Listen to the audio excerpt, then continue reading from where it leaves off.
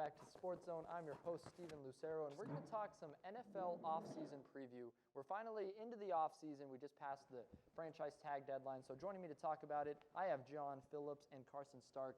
So guys, definitely an interesting offseason for, the NFL as a whole, but especially the Dallas Cowboys. They're, team we always got to talk about them, don't we? But for Dallas, they have a lot of free agents, and it's going to be interesting to see who they retain, who comes back, who doesn't, but definitely a big-time offseason here. So I'll start with you, Carson. For the Cowboys, who do you think is the most important player for them to bring back? I think it's obviously got to be George Pickens, right? George Pickens came out and had a phenomenal season, 1,400 yards, nearly an all-pro player. He really brought an explosiveness and really excitement for the Cowboys during a lackluster season. It wasn't really entertaining to watch. We saw him make highlight plays, jumping over people, one-hand catches, toe taps, all that. So I think that's the first order priority. Any Cowboys fan will tell you, anybody in the NFL will tell you that Jerry Jones needs to go ahead and get that deal done. They put the franchise tag in, but I think as far as that goes, you need to get George Pickens back. After that season, I think he might be wide receiver 1 for the Cowboys going forward. I mean, he might be. I think he might be better than CeeDee Lamb with how he was last year. I mean, the explosiveness that he brings to a team is it's unreal how explosive George Pickens is. But I think the most important pickup might be someone else. Brandon Aubrey. Kicking is so important in the modern NFL, where someone who can make those 60-plus yard field goals, that's so important that I think we need to bring back Brandon Aubrey. Yeah, absolutely. We'll talk about them both. I want to expand just a little bit on George Pickens because this is a player, I don't know about better than CeeDee Lamb. It's so difficult to say, but I truly believe that this is a wide receiver 1A and 1B punch for CeeDee and George Pickens. And I talked about this when we acquired him in the trade last year because I was like, this is a player that I really think is going to have an excellent season with Dak Prescott, with maybe, his best offense he's ever seen. Compared to Pittsburgh. It might be the truth there, but Mason Rudolph. Sorry guys. Sorry Pittsburgh fans.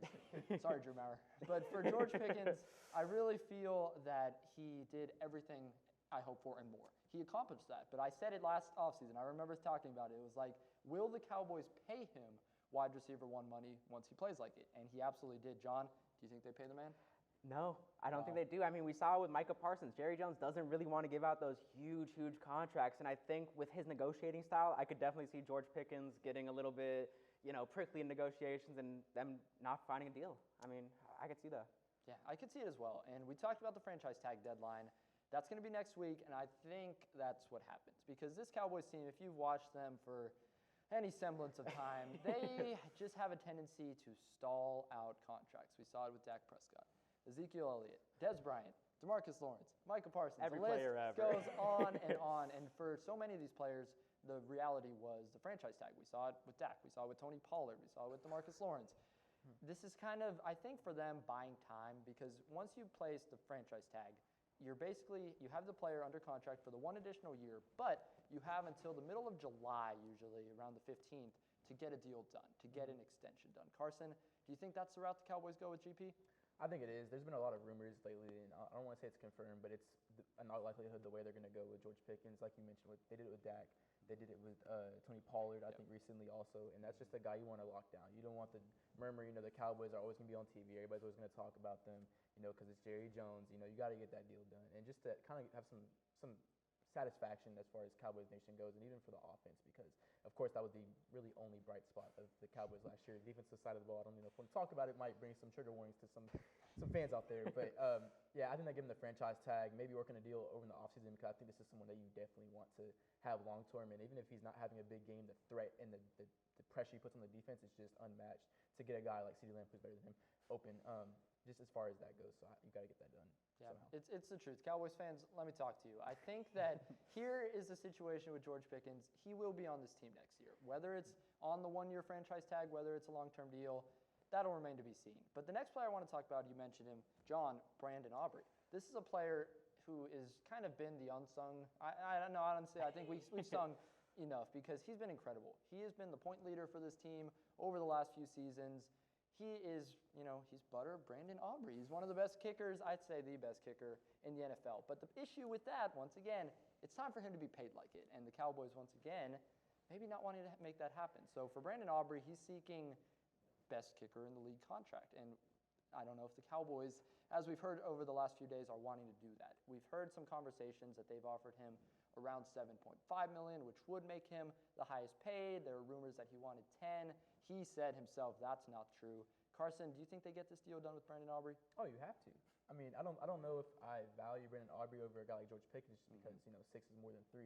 But, it makes such an impact. And when I talk about defensive pressure on the defense, whenever you get past the 50-yard line, the Cowboys are threatening to score the points.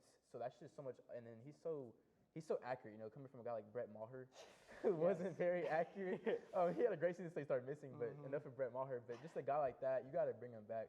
I want to say that I offered him the highest paid contract for a kicker ever, and he said no, which he should. He's from Plano. He's a Dallas guy. He's coming here, and he's completely changed the team because, like I said, when you cross the 50-yard line, which the Cowboys have the offense to do so, he's a threat, and that just puts so much pressure on the defense, and it situationally for the Cowboys does so much for them. So that's another guy who I think you have to get back. No matter what, it's just a kicker, but there's a lot of teams who don't have reliable kicking, and to have that is an asset for sure. Completely. And, Brett Maher, actually special teams coach in Nebraska now. Yeah. I saw that this offseason. I was like, whoa, I can't believe he's already a coach. But, Brandon Aubrey, it's absurd. We've talked about it. We've said he's automatic when you get past the 50, and he is. I mean, you can't understate that. You can't understate the points generated for the Cowboys through Brandon Aubrey, even if the offense is struggling, even if Javonte's not getting the ball really moving like he wanted to. Brandon Aubrey still gives you a chance to get points on any possession. So I really think that they should buck up and pay him the $10 million because it's $10 million. Like, for the George Pickens contract, I get it. That's a huge deal, and you don't really want to pay that. But Brandon Aubrey, $10 million versus $7 million, like, that's just splitting hairs, and I would definitely pay him. Yeah, honestly, I don't even think he's demanding $10 million. This is a guy that I had the fortunateness to meet him this summer. Just the most down-to-earth, cool guy you'll ever see. And I'm like, yes, he's going to get paid, obviously working through the agent. I don't think it's even going to take $10 million. I think the Cowboys, once again, just wanting to, as you said, split hairs between $7 or $8 million. Yeah. Just make the deal happen. That sadly sounds like the Cowboys. Yeah, and you guys like mentioned Jerry it. Jones. Brandon Aubrey is the best of both worlds. He has that power. He has the accuracy. So for me, whatever it takes, get it done, even if it's $10 million. Spend the money. Spend the money. It's worth it, in my opinion. But guys, one guy they did spend the money on is Javonte Williams. I was shocked. I'll be honest. The Cowboys just do not make these things and these deals happen early. This time they did. 3 years, $24 million for your running back who really came in with maybe some low expectations coming off of the injuries. Right. He came in and made a huge impact for this Cowboys offense. Carson, how important is it that they re-signed Javonte? It's important. I think I've said this for all 3 guys now that, you got to get it done. But it's one where you got to get it done because the run game really helps so much for the offense because of the play action that Schottenheimer likes to run. Because, you saw a lot this season, Dak Prescott getting a lot of bootlegs, hitting Jakes Ferguson in the flat. That's when you get George Pickens on over routes, stuff like that. But it starts with the run game. Whenever you have an offensive line that has got some good young guys, all 3 Tylers on the offensive line, that get down in the trenches and they make stuff happen. You got to have a running back who can tote the rock. I think it kind of saw, whenever coming to the season as a Cowboys fan, you saw, okay, well, Javonte Williams or Miles Sanders, which he stinks. But Javonte Williams did a great job of just getting downhill and really putting pressure, like I said again, pressure on the defense and becoming such a threat. So it was really important. And they honestly didn't spend too much money on him. 3 years, $24 million for a guy who, shout out to him, tore his ACL, had some struggling years, with Denver coming out of University of North Carolina. But that's a deal that you had to get done. And props to Jerry for doing that because the run game really establishes and opens up guys like a CeeDee Lamb, a Jake Ferguson, a George Pickens. So shout out to the Cowboys for getting that done. I was really surprised too, but I think it's because of another guy you mentioned earlier, Tony Pollard. We saw what happened when he had a great season last year, 1,000 yards. They let him walk to Tennessee because, he's not the greatest running back. And then he's amazing in Tennessee. You lose a really good running back. So I think with Javonte, they wanted to avoid that situation again. And I think it was a great deal. I think it's good money for Javonte. I think he has a lot of juice left in him. Yeah, I think it was the right decision for sure. And just $8 million a year. I mean, if you average that out. So I just think that that's a steal to have a weapon like he was last season. So guys, I'll ask you for the Cowboys, any other big offseason moves, free agents you want to see them bring back, Carson? I want to see them try and make a move towards like a Minkah Fitzpatrick or maybe a Max Crosby if you can get it done. But listen, it's going to have to be with those first-round picks, which I don't know because historically Jerry Jones, I'm not a fan of Jerry Jones whatsoever. I want to make that very clear. I am not a fan of him. But he drafts pretty well. And that secondary was just awful last year. It was abysmal. I love Trayvon Diggs, but he's probably done. But I think I want to see them try and maybe go for a big guy because, Dak Prescott's not getting younger. He's playing great basketball. He's playing great football. Last year he had an MVP type of year. But I think you got to make a trade for like a Max Crosby because you got rid of Micah Parsons. But you have Quinnen Williams, Kenny Clark's a little older. Quinnen Williams played great whenever he got traded to the Cowboys. And you got some young guys like Donovan Ezroku. You want to help him out maybe with a guy like that. Another guy I want to see them re-sign is Clowney. I don't know if they have yet, but Clowney was a great spark for them.